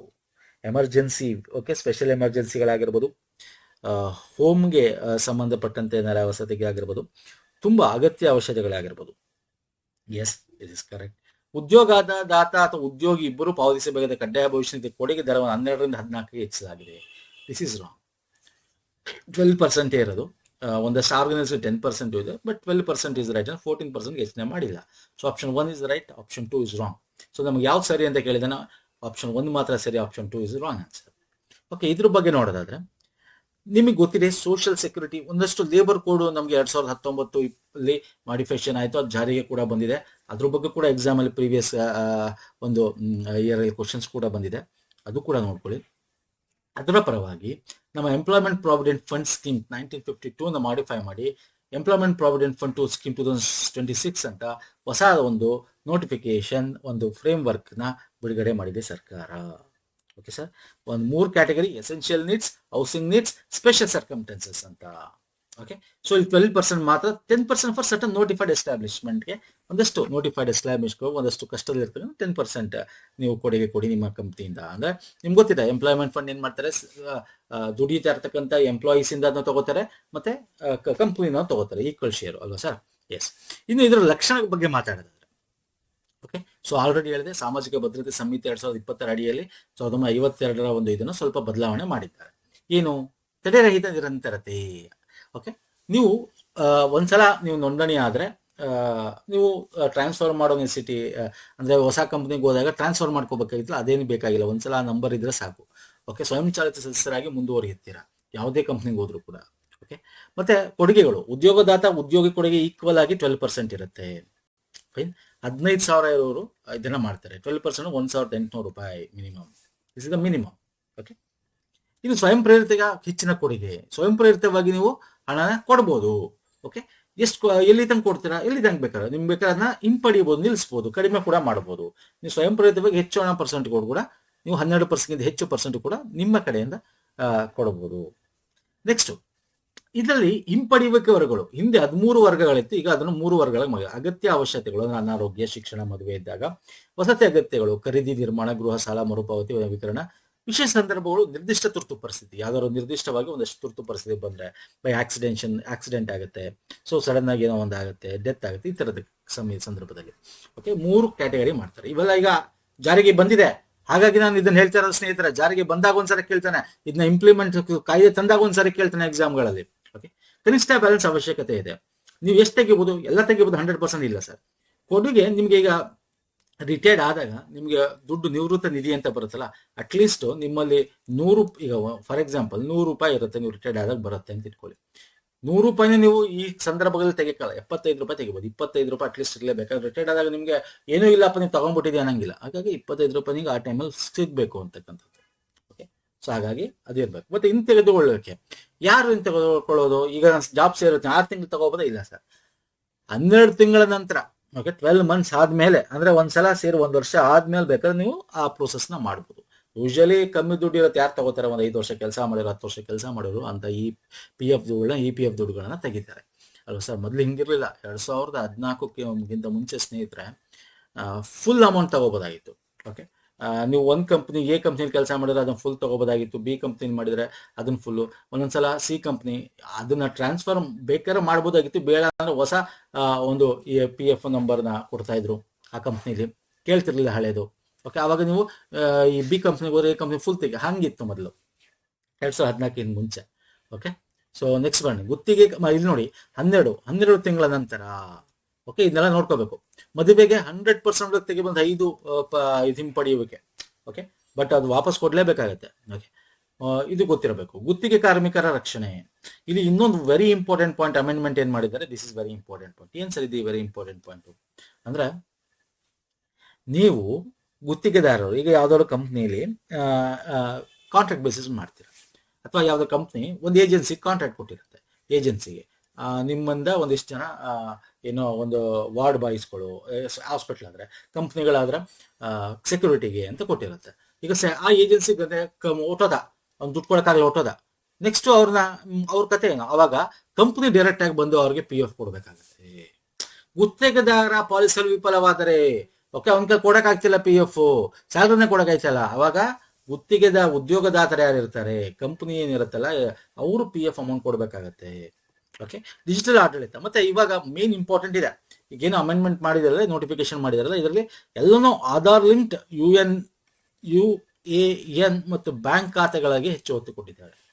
ವೇಗವಾಗಿ ಹಿಂಪಡೆಯುವಿಕೆ ಪೋರ್ಟಬಿಲಿಟಿ ಬೆಂಬಲಿಸಿದೆ. ಈಗ ಮೊದಲು ತರ ತುಂಬಾ ಅಪ್ರೂವಲ್ ಎಲ್ಲ ಹೋಗಿಲ್ಲ, ಅವಾಗೆಲ್ಲ ಇತ್ತು, ಅವಾಗ ತುಂಬಾ ಕೆಲಸ ಇತ್ತು, ಅವಾಗ ಎಲ್ಲ ಹ್ಯೂಮನ್ಗೆ ಮಾಡ್ಬೇಕಾಯ್ತು. ಇವೆಲ್ಲ ಡಿಜಿಟಲ್ ಆನ್ಲೈನ್ ಮುಖಾಂತರ ಅಪ್ಲೋಡ್ ಮಾಡ್ಬೋದು, ತಕ್ಷಣ ನಿಮ್ಗೆ ಅಕೌಂಟ್ಗೆ ದುಡ್ಡು ಬಂದ್ಬಿಡುತ್ತೆ. ಹಾಗಾಗಿ ಎಲ್ಲ ಬ್ಯಾಂಕ್ ಲಿಂಕ್ ಎಲ್ಲ ಲಿಂಕ್ ಆಗಿರುತ್ತೆ, ಆಧಾರ್ ಕಾರ್ಡ್ ಲಿಂಕ್ ಆಗಿರುತ್ತೆ. ಓಕೆ, UPI ಆಧಾರಿತ ಹಿಂಪಡೆಯುವಿಕೆ, UPI ಮುಖಾಂತರ ಏನ್ ಬರುತ್ತೆ ನಿಮಗೆ, ವಾಟ್ಸಪ್ ಆಧಾರಿತ ಸದಸ್ಯ ಸೇವೆಗಳು, ನಿಮಗೆ ಕ್ವಶನ್ಸ್ ಕೇಳಬೇಕು, ವಾಟ್ಸಪ್ ಆಧಾರಿತ ಇರುತ್ತೆ. ಇವೆಲ್ಲ ಅಪ್ಡೇಟ್ ಮಾಡಿದ್ದಾರೆ ಸಾರಿ. ಇಲ್ಲಿ ಏನ್ ಕೊಟ್ಟಿದ್ದೀನಿ ಇಷ್ಟು ಪಾಯಿಂಟ್ ನೋಡ್ಕೊಳ್ಳಿ ಸಾಕು. ಮೇನ್ ಏನ್ ಕೇಳ್ತಾನೆ, ಇದನ್ನ ಕೇಳ್ತಾನೆ. ಓಕೆ, ಮ್ಯಾಕ್ಸಿಮಮ್ ಎಷ್ಟು ತೆಗೆಯೋದು? 75% ತೆಗಿಬಹುದು. 1 ವರ್ಷ ಆಗಿರ್ಬೇಕು, 12 ಮಂತ್ಸ್ ಆಗಿರ್ಬೇಕು, ಅದು ಕೇಳ್ತಾನೆ. ಇನ್ನೇನ್ ಕೇಳ್ತಾನೆ? ಮೇನ್ ಇನ್ನೇನ್ ಕೇಳ್ತಾನೆ ಅಂದ್ರೆ, ಗುತ್ತಿಗೆದಾರ ಇಲ್ಲ ಅಂತಂದ್ರೆ ಉದ್ಯೋಗದಾತರು ಯಾರು ಇರ್ತಾರೆ, ಓಕೆ, ಆ ಕಂಪನಿಯವರು ಕೊಡಬೇಕಾಗುತ್ತೆ. ನೆಕ್ಸ್ಟ್, ಇತ್ತೀಚೆಗೆ ಸ್ವರ ಪ್ರೇರಣಾ ವಿತಿಕಾ ಒಂದು ಸುದ್ದಿಯಲ್ಲಿತ್ತು. ಏನಿದು ಅಂದ್ರೆ ಇದು ಆಕಾಶವಾಣಿಗೆ ಸಂಬಂಧಪಟ್ಟಂತೆ ಇರ್ತಕ್ಕಂಥ all India radio. Option C. All India radio ಏನ್ ಮಾಡ್ತು, ಒಂದು ಫೋಟೋ ಗ್ಯಾಲರಿನ ಮಾಡ್ತು. 90 ವರ್ಷ ಆಗಿದೆ ಆಕಾಶವಾಣಿ ಸ್ನೇಹಿತರೆ. ಹಂಗಾಗಿ ಅದರ ಒಂದು ಇದಕ್ಕೋಸ್ಕರ 90 ವರ್ಷ ಆಗಿದೆ ಅಂತೇಳಿ ಪ್ರಸಿದ್ಧ ಸಂಗೀತಗಾರರು, ಆಕಾಶವಾಣಿ ಅವಾಗ ಆಡಿರೋರು, ಕೊಡುಗೆ ಕೊಟ್ಟಿರೋರು ಅಂಥವ್ರದ್ದೆಲ್ಲರೂ ಕೂಡ ಗೌರವಿಸಕ್ಕೋಸ್ಕರ ಒಂದು ಫೋಟೋ ಗ್ಯಾಲರಿ, ಸ್ವರ ಪ್ರೇರಣಾ ವೇದಿಕೆ ಅಂತ ಹೇಳಿ ಉದ್ಘಾಟನೆ ಮಾಡಿದ್ದಾರೆ. ಸೊ ಅದನ್ನ ಯಾರು ಉದ್ಘಾಟನೆ ಮಾಡಿದ್ರು? ಪಂಡಿತ್ ಹರಿಪ್ರಸಾದ್ ಚೌರಾಸಿಯಾ, ಪದ್ಮಭೂಷಣ ಪ್ರಶಸ್ತಿ ವಿಜೇತರು, ಅವರು ಬಂದು ಉದ್ಘಾಟನೆ ಮಾಡಿದ್ರು. ಹಾಗಾಗಿ ಸುತ್ತಿಲ್ಲ ಇಂಥದ್ದೆಲ್ಲ ಕೇಳ್ತಾನೆ, ಯಾಕಂದ್ರೆ ಗೌರ್ಮೆಂಟ್ ರಿಲೇಟೆಡ್ 90 ವರ್ಷ ಆಗಿದೆ. ಯಾಕಂದ್ರೆ ಆಕಾಶವಾಣಿ ಬಂದಿದ್ದು ಯಾವಾಗ? 1936ರಲ್ಲಿ. ಇದು ಕೂಡ ಗೊತ್ತಿರಬೇಕು. ಸುದ್ದಿಯಲ್ಲಿ ಇದೆ ಅಲ್ವಾ, ಬೇಕಾದ್ರೆ ಇದನ್ನ ಕೇಳ್ಬಿಡ್ಬೋದು ನಿಮ್ಗೆ. ಯಾವಾಗ ಜಾಲಿಗೆ ಬಂತು ಅಂತ ಸ್ಟ್ಯಾಟಿಕ್ ಮೋಷನ್, ಇದು ಯಾಕೆ ಕೇಳ್ದ ಅಂತ ಅನ್ಕೋತಿರ್ತೀರ. ಯಾಕೆ ಕೇಳ್ದ ಅಂದ್ರೆ ಕರೆಂಟ್ ಅಫೇರ್ ಇದೆ, ಅದಕ್ಕೆ ಕೇಳಿರ್ತಾರೆ. ಓಕೆ, ಸೊ ಮೊದಲ ಹಂತ ಗ್ಯಾಲರಿಯಲ್ಲಿ 20 ಪ್ರಸಿದ್ಧ ಸಂಗೀತಗಳ ಭಾವಚಿತ್ರಣ ಮಾಡಿದ್ದಾರೆ. ಅದರಲ್ಲಿ ರವಿಶಂಕರ್, ಲತಾ ಮಂಗೇಶ್ವರ್, ಉಸ್ತಾದ್ ಬಿಸ್ಮಿಲ್ಲಾ ಖಾನ್, ಭೀಮಸೇನ್ ಜೋಶಿ ಇಂಥವರೆಲ್ಲ ಅದರಲ್ಲಿ ಇದ್ದಾರೆ. ಸರ್ ನೆಕ್ಸ್ಟ್ ಬರ್ತೇನೆ. 16ನೇ ಭಾರತ ಜಪಾನ್ ವಾರ್ಷಿಕ ಶೃಂಗಸಭೆ ನಡೀತು. Very annual India Japan summit. Okay, 16ನೇದು very important sir. First time prime minister of Japan Sanae Takaichi ಅಂತ ಇವರು ಫಸ್ಟ್ ಟೈಮ್ ಅವ್ರ ಪ್ರೈಮ್ ಮಿನಿಸ್ಟರ್ ಆದ್ಮೇಲೆ ಇಂಡಿಯಾಗೆ ಬರ್ತಾ ಇರೋದು. ಅಂಡ್ ಭಾರತ ಅವ್ರನ್ನ ಇನ್ವೈಟ್ ಕೂಡ ಮಾಡಿತ್ತು. ಓಕೆ, ಸೊ ಇವ್ರಿಗೆ ಸಂಬಂಧಪಟ್ಟಂತೆ ಕೆಳಗಿನ ಶೃಂಗಸಭೆಯ ಫಲಿತಾಂಶಗಳಿಗೆ ಸಂಬಂಧಿಸಿದ ಈ ಕೆಳಗಿನ ಯಾವುದು ಸರಿ ಇಲ್ಲ, ನೆಗೆಟಿವ್ ಸ್ಟೇಟ್ಮೆಂಟ್. 4 ಆಪ್ಷನ್ ಅಲ್ಲಿ ಯಾವ್ದು ಸರಿ ಇಲ್ಲ ಅಂತ ಹೇಳ್ಬೇಕು. ಏನ್ ಡಿಸ್ಕಸ್ ಮಾಡಿದ್ರು ಅಂತ ನಾನು ಕಂಪ್ಲೀಟ್ ಲಿಸ್ಟ್ ಕೊಟ್ಬಿಡ್ತೀನಿ. ಒಂದೊಂದು ಹೆಡ್ಡಿಂಗ್ ಹೇಳ್ತಾ ಹೋಗ್ತೀನಿ, ಅಷ್ಟು ಮಾತ್ರ ತಿಳ್ಕೊಳ್ಳಿ ಸಾಕಿದ್ರಲ್ಲಿ.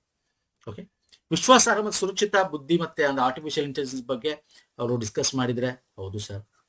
ಭಾರತದ 1000 ಬಯೋಗ್ಯಾಸ್ ಘಟಕಗಳ ಗುರಿಯನ್ನು ಬೆಂಬಲಿಸುವ ಭಾರತ ಜಪಾನ್ ಸಹಕಾರಿ ಬಯೋಗ್ಯಾಸ್ ಫಾರ್ ಗ್ರೋತ್ ಅಂತಕ್ಕಂಥ ಉಪಕ್ರಮವನ್ನು ಪ್ರಾರಂಭಿಸುವುದು, ಇದು ಕೂಡ ಡಿಸ್ಕಷನ್ ಆಗಿದೆ, ಹೌದು. ಭಾರತ ಮತ್ತು ಜಪಾನ್ ನಡುವೆ ನಾಗರಿಕ ಪರಮಾಣು ಪೂರೈಕೆ ಕಾರಿಡಾರ್ ಅನ್ನು ಸ್ಥಾಪಿಸಲು ಒಪ್ಪಂದಕ್ಕೆ ಸಹಿ ಹಾಕಿದೆ. This is wrong. 2020 ಹಂತದ ಮೊದಲು ಟೋಕಿಯೋದಲ್ಲಿ 4ನೇ ಭಾರತದ ಜಪಾನ್ 2+2 ವಿದೇಶಾಂಗ ಮತ್ತು ರಕ್ಷಣಾ ಸಚಿವರ ಸಭೆ ನಿರ್ಧರಿಸಿದೆ, ಹೌದು ಸರ್. ಓಕೆ, 2+2 ಅಂದ್ರೆ ವಿದೇಶಾಂಗ ಮತ್ತೆ ಇದು ಯಾವುದು ರಕ್ಷಣೆ. ಓಕೆ, ಸಚಿವರು, ಅದಕ್ಕೆ 2+2 ಅಂದ್ರೆ ನಮ್ಮ ಕಡೆ ಇಬ್ರು ಮಿನಿಸ್ಟರ್, ಅವರು ಇಬ್ರು ಮಿನಿಸ್ಟರ್ ಡಿಸ್ಕಷನ್ ಮಾಡ್ತಾರೆ ಇದ್ರ ಬಗ್ಗೆ. Okay, so this is very important. ಈ ತರ ನಾವು USA ಜೊತೆ ಕೂಡ ಮಾಡ್ತಾ ಇದ್ವಿ. ಈ ಟ್ರಂಪ್ ಆದ್ಮೇಲೆ ಅವೆಲ್ಲ ಸ್ಟಾಪ್ ಆಗಿವೆ. So this option is also correct. ಈ ಜಪಾನ್ ನಲ್ಲಿ ಇದನ್ನ ಈ ಇಯರ್ ಎಂಡ್ ಒಳಗೆ ಮಾಡ್ತಾರೆ. ಸೊ ಅದನ್ನು ಕೂಡ ಡಿಸ್ಕಷನ್ ಆಗಿದೆ. ಸೊ ಆಪ್ಷನ್ ಯಾವುದು ತಪ್ಪು ಅಂತ ಕೇಳಿರೋದು 3 ಮಾತ್ರ ತಪ್ಪು. ಓಕೆ ಸರ್, ಇದ್ರ ಬಗ್ಗೆ ನಾವು ಡಿಸ್ಕಸ್ ಮಾಡ್ಲೇಬೇಕು. ಇದ್ರ ಬಗ್ಗೆ ಕೇಳ್ತಾನೆ ಎಕ್ಸಾಮ್, ಯಾಕಂದ್ರೆ this is most important. Japan ಜೊತೆ ಏನೇನು ನಾವು ಇದರಲ್ಲಿ ಡಿಸ್ಕಷನ್ ಮಾಡಿದ್ವಿ, ಏನೇನು ಇದ್ರ ಬಗ್ಗೆ ನಾವು ಇದು ಮಾಡಿದೀವಿ ಅಂತ ಈ ಸಬ್ಮಿಟ್ ಅಲ್ಲಿ ಕೇಳ್ತಾನೆ ಎಕ್ಸಾಮ್ ಅಲ್ಲಿ. ಯೂಶಲಿ 3 ದಿನಗಳ ಕಾಲ ಶ್ರೀಮತಿ ತಕೈಚಿ ಸನೆ ಅವರು ಬಂದಿದ್ರಲ್ಲ, ಜಾಗತಿಕ ಪಾಲುದಾರರಿಗೆ ಪರಿಶೀಲಿಸಲು ಬಲಪಡಿಸುವುದು ಇದರ ಪ್ರಮುಖವಾದ ಶೃಂಗಸಭೆ ಆಗಿತ್ತು. ಇದರಲ್ಲಿ ರಕ್ಷಣಾ ಸಹ ಅಭಿವೃದ್ಧಿ, ಶುದ್ಧ ಇಂಧನ ಬಗ್ಗೆ, ಕೃತಕ ಬುದ್ಧಿಮತ್ತೆ, ಸ್ಥಿತಿಸ್ಥಾಪಕ ಪೂರೈಕೆ ಸರಪಳಿ, ಕಡಲ ಭದ್ರತೆ, ಇಂಡೋ ಪೆಸಿಫಿಕ್ ಸಹಕಾರಗಳು ಗಮನ ಕ್ಷೇತ್ರಗಳಾಗಿವೆ. ಇಷ್ಟು ಬಗ್ಗೆ ಡಿಸ್ಕಸ್ ಮಾಡಿದ್ದೀವಿ. ಓಕೆ, ಇದೊಂದೇ ಅಲ್ಲ, ನಾವು ಎಕ್ಸ್ಟರ್ನಲ್ ಇಂಧನದ ಬಗ್ಗೆ, ಸಪ್ಲೈ ಏನಾಗ್ತಾ ಇದೆ, ಹರ್ಮುಜ್ ಜಲಸಂಧಿ ಅಲ್ಲಿ ಕಂಟಿನ್ಯೂಸ್ ಬರಬೇಕು ಅಂತ, ಸೌತ್ ಚೈನಾ ಸಿ ಅದು ಏನಾಗ್ತಾ ಇದೆ, ಮತ್ತೆ ಕೊರಿಯಾ, ಓಕೆ, ನಾರ್ತ್ ಕೊರಿಯಾ ಏನ್ ಮಾಡ್ತಾ ಇದೆ, ಇದ್ರ ಬಗ್ಗೆ ಎಲ್ಲ ಇಂಟರ್ನ್ಯಾಷನಲ್ ಕೂಡ ಡಿಸ್ಕಷನ್ ಆಗಿದೆ. ಬಟ್ ನಮಗೆ ಇಂಡಿಯಾಗೆ ಮತ್ತು ಜಪಾನ್ಗೆ ಏನಿದೆ ಅಷ್ಟು ಇಂಪಾರ್ಟೆಂಟ್, ಅದ್ರ ಬಗ್ಗೆ ಮಾತ್ರ ಡಿಸ್ಕಸ್ ಮಾಡಿ. ಓಕೆ ಸರ್, ಬನ್ನಿ ಏನೇನಿದೆ ಇಲ್ಲಿ ಎಲ್ಲಾ ಪಾಯಿಂಟ್ ನಾನು ಹೇಳ್ತಾ ಹೋಗ್ತೀನಿ. ಬಟ್ ಯಾವ್ದಾವ್ದು ಇಂಪಾರ್ಟೆಂಟು, ಯಾವ್ದಾವ್ದು ಎಕ್ಸಾಮ್ ಅಲ್ಲಿ ಬರ್ಬೋದು ಅಂತ ಸ್ನೇಹಿತರೆ ನಾನು ನಿಮಗೆ ಹೇಳ್ತೀನಿ, ಅಷ್ಟು ಮಾತ್ರ ನೀವು ನೋಡ್ಕೋತಾ ಹೋಗಿ. ನಾನು ಇಲ್ಲಿ ಡೀಟೇಲ್ ಆಗಿ ಕೊಟ್ಟಿದ್ದೀನಿ. ಎನಿವೇಸ್ ನಿಮಗೆ PDF ಸಿಗುತ್ತೆ ನಮ್ಮ ಟೆಲಿಗ್ರಾಮ್ ಅಲ್ಲಿ, ಅಲ್ಲಿಂದ ನೀವು ಬೇಕಾದ್ರೆ ಓದ್ಕೋಬಹುದು. ನೋಟ್ಸ್ ಮಾಡ್ಕೊಂಡಿರ್ತೀನಿ ಅಂತಂದ್ರೆ ಈ ಟೈಮಲ್ಲಿ ನೋಟ್ಸ್ ಕೂಡ ಮಾಡ್ಕೋಬಹುದು. ಯೂನಿಕಾರ್ನ್ ಯೋಜನೆ, what is unicorn? Unified complex radio antenna ಅಂತ. ಓಕೆ, ಇದು ವೆರಿ ಇಂಪಾರ್ಟೆಂಟ್.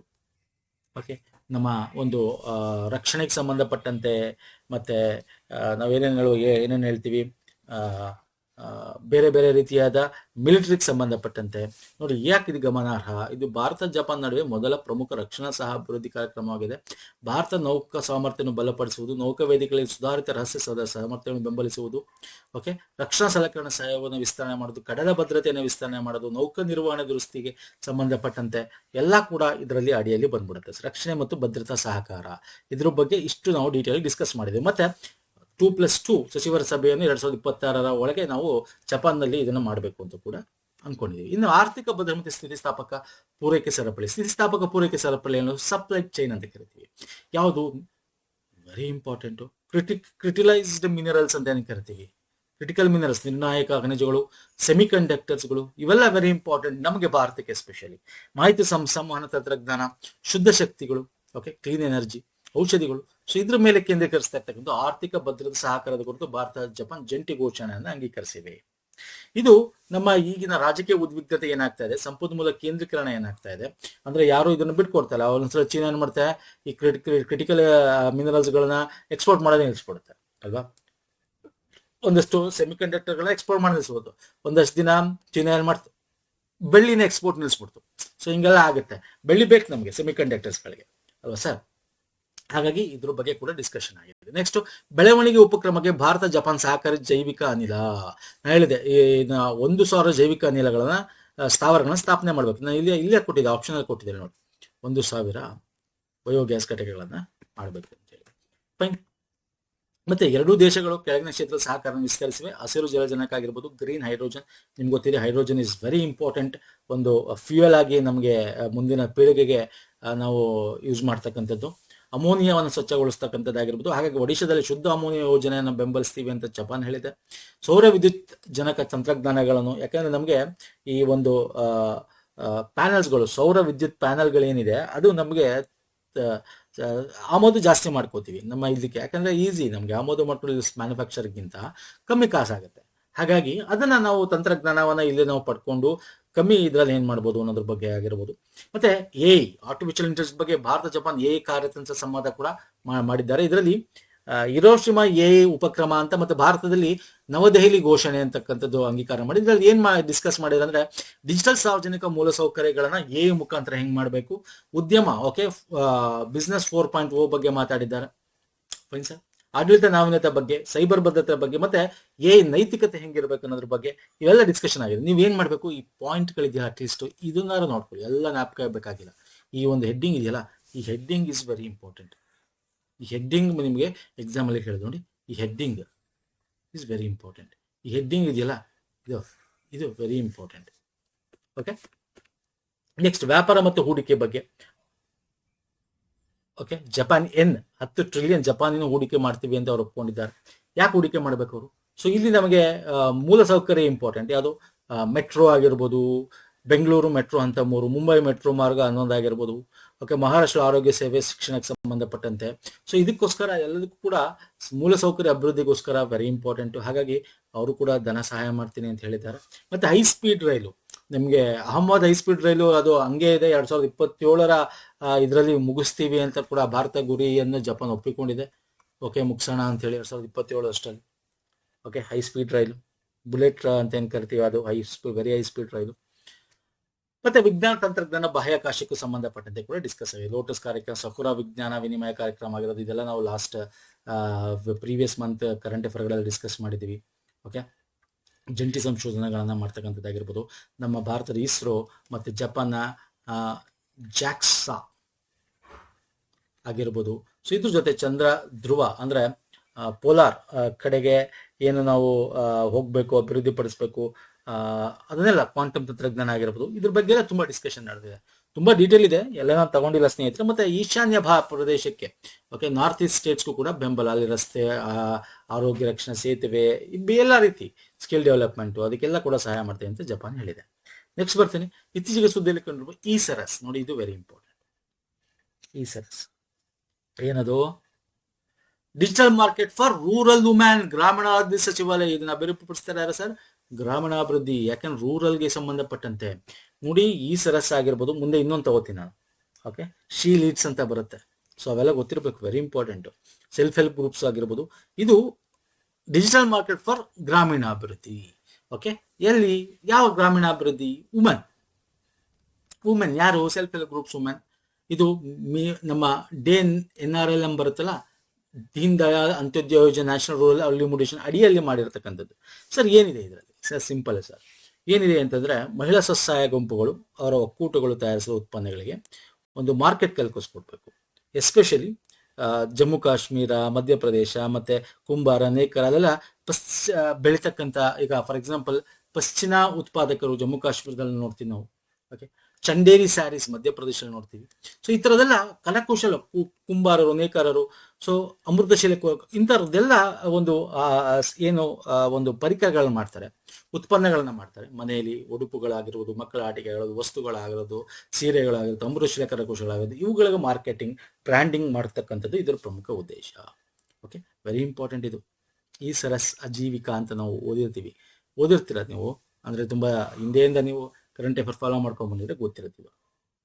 ಸೊ ಅವ್ರಿಗೋಸ್ಕರ ಇದೆಲ್ಲ ಕೊಟ್ಟಿದ್ದೀನಿ. ಇದರಲ್ಲಿ ಯಾವ ಕ್ಯಾಟಗರಿ ಬರುತ್ತೆ: home and living, women's apparel, men's apparel, personal care, food items, kids toys and accessories. So ಇವೆಲ್ಲ ಕೂಡ ಇದ್ರ ಅಡಿಯಲ್ಲಿ ಬರುತ್ತೆ. ಸೊ ಸಿಂಪಲ್ ಕೇಳ್ತಾನೆ, ಈ ಸರಸ್ ಯಾವುದಕ್ಕೋಸ್ಕರ ಇದೆ? ಯಾವ ಸಚಿವಾಲಯ? ಗ್ರಾಮೀಣಾಭಿವೃದ್ಧಿ ಸಚಿವಾಲಯ. ಯಾವುದಕ್ಕೋಸ್ಕರ ಇದೆ? ಇದು ಯಾವ ಅಡಿಯಲ್ಲಿ ಬರುತ್ತೆ?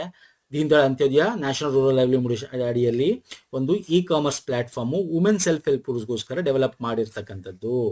ಓಕೆ, ಮಹಿಳಾ ಸ್ವಸಹಾಯ ಗುಂಪುಗಳಿಗೋಸ್ಕರ ಮಾಡಿರ್ತಕ್ಕಂಥ ಒಂದು ಪ್ಲಾಟ್ಫಾರ್ಮ್ ಈ ಸರಸ್. ಅದೇ ರೀತಿ ಇನ್ನೊಂದಿದೆ, ಲೋಕ್ OS ಅಂತ ಪ್ಲಾಟ್ಫಾರ್ಮ್. ಇದ್ಯಾರಿಗೆ ಹೇಳ್ತೀರಾ? ಇದ್ಯಾರಿಗೆ? ಸ್ವಸಹಾಯ ಗುಂಪು ಸಮುದಾಯ ಆಧಾರಿತ ಸಂಸ್ಥೆಗಳ ಡಿಜಿಟಲ್ ಆಡಳಿತ. Option A. ಲೋಕ್ ಅಂದ್ರೆ ಲೋಕ ಅಂದ್ರೆ ಪೀಪಲ್, OS ಅಂದ್ರೆ ಆಪರೇಟಿಂಗ್ ಸಿಸ್ಟಮ್. ಎಷ್ಟು ಚೆನ್ನಾಗಿದೆ ನೋಡಿ. ಇದು ಕೂಡ NRL ಮಡಿಯಲ್ಲೇ ಬರ್ತಕ್ಕಂಥದ್ದು. ಓಕೆ, ಇಲ್ಲಿ ಬರೀ ಸೆಲ್ಫ್ ಹೆಲ್ಪ್ ಗ್ರೂಪ್ಸ್ ಒಂದಲ್ಲ, ಕಮ್ಯುನಿಟಿ ಬೇಸ್ಡ್ ಆರ್ಗನೈಸೇಷನ್ಸ್ ಕೂಡ ಬರ್ತಾರೆ. ಓಕೆ, ಈಗ ನೋಡಿ ಈ ಸರಸ್ಸಲ್ಲಿ ಸೆಲ್ಫ್ ಹೆಲ್ಪ್ ಗ್ರೂಪ್ಸ್ ಆಗಿರ್ಬೋದು, ಉದ್ಯಮ, ಗ್ರಾಮೀಣ ಮಹಿಳೆ ಉದ್ಯಮದವರಾಗಿರ್ಬೋದು, ಉದ್ಯಮಗಳಿರ್ತಲ್ಲ ಅವ್ರು ಬೇಕಾದ್ರೂ ಬರ್ಬೋದು. ಇಲ್ಲಿ completely for self help groups ಮತ್ತೆ ಕಮ್ಯುನಿಟಿ ಬೇಸ್ಡ್ ಆರ್ಗನೈಸೇಷನ್ಸ್ ಗಳೇನಿರ್ತವೆ ಅಂಥವ್ರಿಗೆ ಕಂಪ್ಲೀಟ್ ಒಂದೇ ಕಡೆ ಎಲ್ಲ ದಾಖಲೆಗಳು, ಪ್ರೊಫೈಲ್ಗಳು, ಸಾಲ ಮರುಪಾವತಿ, ಹಣಕಾಸು ವಹಿವಾಟು ಎಲ್ಲ ಒಂದೇ ಕಡೆ ಸಿಗಬೇಕು. ಅದಕ್ಕೆ ಈ ಒಂದು ಪ್ಲಾಟ್ಫಾರ್ಮ್ನ ಲೋಕ್ OS ಅಂತ ತಂದಿರೋದು. ಅದೇ ರೀತಿ ಶೀಲಿಪ್ಸ್ ಅಂತಕ್ಕಂಥದ್ದು ತಂದಿದ್ರು. ಏನು ಶೀಲಿಪ್ಸ್ ಅಂದ್ರೆ ಇಲ್ಲಿ ಕೊಟ್ಟಿದೆ ನೋಡಿ, ಶೀಲಿಪ್ಸ್ ಇಂಗ್ಲಿಷಲ್ಲಿ self help entrepreneur livelihood and enterprise application for prosperity and sustainability ಅಂತ ಕರಿತೀವಿ. Okay, self helps. ಸೊ ಗ್ರಾಮೀಣ ಉದ್ಯಮಶೀಲತೆಗೆ ಡಿಜಿಟಲ್ ವೇದಿಕೆ. ಇದನ್ನು ಕೂಡ 2020 ಜೂನ್ 29 ಇದನ್ನು ಲಾಂಚ್ ಮಾಡ್ತಾರೆ. ಈ ಲೋಕಸ್ ವೇದಿಕೆ ಅಡಿಯಲ್ಲೇ ಇದು ಕೂಡ ಲಾಂಚ್ ಆಗುತ್ತೆ. ಇದೇನು ಡಿಜಿಟಲ್ ವೇದಿಕೆ ಹೇಳಿದ್ನಲ್ಲ, ನಿಮ್ಮ ಕಾರ್ಯಕ್ಷಮತೆ ಟ್ರ್ಯಾಕಿಂಗ್ ಮಾಡೋದು, ನಿಮ್ಮ ನಿರ್ವಹಣೆ, ಏಕೀಕೃತ ವೇದಿಕೆಯಲ್ಲಿ ಕಂಪ್ಲೀಟ್ ಆಗಿ ಕೃಷಿಯೇತರ ಒಂದು ಉದ್ಯಮಗಳನ್ನ ಬೆಂಬಲಿಸಕ್ಕೋಸ್ಕರ. ಸೊ ಇದ್ರಲ್ಲಿ ಏನಿರುತ್ತೆ ನೋಡಿ, ಸಮಗ್ರ ಡಿಜಿಟಲ್ ನಿರ್ವಹಣೆ, ಸ್ವಸಹಾಯ ಗುಂಪುಗಳು, ಗ್ರಾಮ ಸಂಸ್ಥೆಗಳು, ಕ್ಲಸ್ಟರ್ ಮಟ್ಟದ ಒಕ್ಕೂಟಗಳು ಅವರು ನೋಂದಾಯಿಸ್ಕೊಂಡಿದ್ರೆ, ಓಕೆ, ಅವರ ಆಧಾರ್, ಬ್ಯಾಂಕ್ ಲಿಂಕ್ ಎಲ್ಲ ಇದ್ರೆ, ಯಾಕಂದ್ರೆ ಅವ್ರಿಗೆ ದುಡ್ಡುಗಳು ಬರ್ಬೇಕಲ್ಲ, ಅವ್ರಿಗೆ ಸಾಲಗಳಾಗಿರ್ಬೋದು, ಏನಾರು ಅವ್ರ ಉದ್ಯಮಕ್ಕೆ ಉಳಿತಾಯ, ಮರುಪಾವತಿ, ಈ ತರ ಹಣಕಾಸು ವಹಿವಾಟಿಗೆ ಸಂಬಂಧಪಟ್ಟಂತೆ ಯೋಜನೆ, ಸರ್ಕಾರಿ ಯೋಜನೆಗಳೊಂದಿಗೆ ಕಂಪ್ಲೀಟ್ ಏನೋ ಇನ್ಫಾರ್ಮೇಶನ್ ಅದರಲ್ಲಿ ಅಡಿಯಲ್ಲಿ ಸಿಗಿದ ಡೇಟಾ ಸಿಗ್ತಕ್ಕಂಥದ್ದಾಗಿರ್ಬೋದು. ಓಕೆ, ಎಲ್ಲಾ ರೀತಿಯಾದ ಒಂದು ರಿಯಲ್ ಟೈಮ್ ಬೇಸಿಸ್ ಅಲ್ಲಿ ಇದು ವರ್ಕ್ ಆಗುತ್ತೆ. ಸೊ ಹಾಗಾಗಿ ಲೋಕ್ ಅಂದ್ರೆ ಪೀಪಲ್, OS ಅಂದ್ರೆ operating system. It is developed for ಯಾಕೆ? To provide comprehensive digital solution for managing self help groups and community based organisation digital solution. Okay, ಅಂತವನ್ನ ಮ್ಯಾನೇಜ್ ಮಾಡೋಕ್ಕೋಸ್ಕರ ಒಂದು ಇದನ್ನು ತೆಗೆದಿರ್ತಕ್ಕಂಥದ್ದು. ಸೊ ಶೀಲಿಪ್ಸ್ ತಿಳ್ಕೊಳ್ಳಿ, ಇದು ತಿಳ್ಕೊಳ್ಳಿ, ಇಂಥದ್ದೆಲ್ಲ ಕೇಳ್ತಾನೆ ಎಕ್ಸಾಮ್. ಒಂದಿಸಿ ಬರೆಯಲು ಕೇಳ್ಬಿಡ್ತಾನೆ ಸರ್. ಓಕೆ, ಒಂದೆಷ್ಟು ಇಂಪಾರ್ಟೆಂಟ್ ಡಿಸ್ಕಸ್ ಮಾಡಿದ್ದೀನಿ. ನಮ್ಮ ವೀಕ್ಲಿ ಕರೆಂಟ್ ಅಫೇರ್ ನೋಡಿ, ಈ ವರ್ಷದ ಸಪರೇಟ್ ಒಂದು ಪ್ಲೇಲಿಸ್ಟ್ ಇದೆ, ಮಂತ್ಲಿದು ಕೂಡ ಸಪರೇಟ್ ಪ್ಲೇಲಿಸ್ಟ್ ಇದೆ. ಸೊ ಅದು ಕೂಡ ನೋಡಿ, ವೆರಿ ಇಂಪಾರ್ಟೆಂಟು. ಮ್ಯಾರಥಾನ್ ವಿಡಿಯೋಗಳು ಮಾಡಿದ್ದೀವಿ, ಈ 5 ತಿಂಗಳ ಒಂದು ಮ್ಯಾರಥಾನ್ ವಿಡಿಯೋ ಇದೆ, ಅದು ಬೇಕಾದ್ರೆ ನೋಡಿ. ಎಲ್ಲ ಲಿಂಕ್ಗಳನ್ನು ಇದೆ ವಿಡಿಯೋ ಕೆಳಗೆ ಡಿಸ್ಕ್ರಿಪ್ಷನ್ ಬಾಕ್ಸಲ್ಲಿ ಕೊಡ್ತೀನಿ. ವಿಡಿಯೋ ಇಷ್ಟ ಆಗಿದೆ ಲೈಕ್ ಮಾಡಿ, ಶೇರ್ ಮಾಡಿ, ಸಬ್ಸ್ಕ್ರೈಬ್ ಮಾಡ್ಕೊಳ್ಳಿ. PDF ನಮ್ಮ ಟೆಲಿಗ್ರಾಮ್ ಸಿಗುತ್ತೆ, ಟೆಲಿಗ್ರಾಮ್, ಇನ್ಸ್ಟಾಗ್ರಾಮ್ ಫಾಲೋ ಮಾಡಿಲ್ಲ ಮಾಡ್ಕೊಳಿಸ್ತೀನಿ. ನೆಕ್ಸ್ಟ್ ವಿಡಿಯೋ ಪುನಃ ಸಿಗ್ತೀನಿ. ನಮಸ್ಕಾರ, ಧನ್ಯವಾದಗಳು. ಥ್ಯಾಂಕ್ ಯು ಸೋ ಮಚ್ ಸ್ನೇಹಿತರೆ.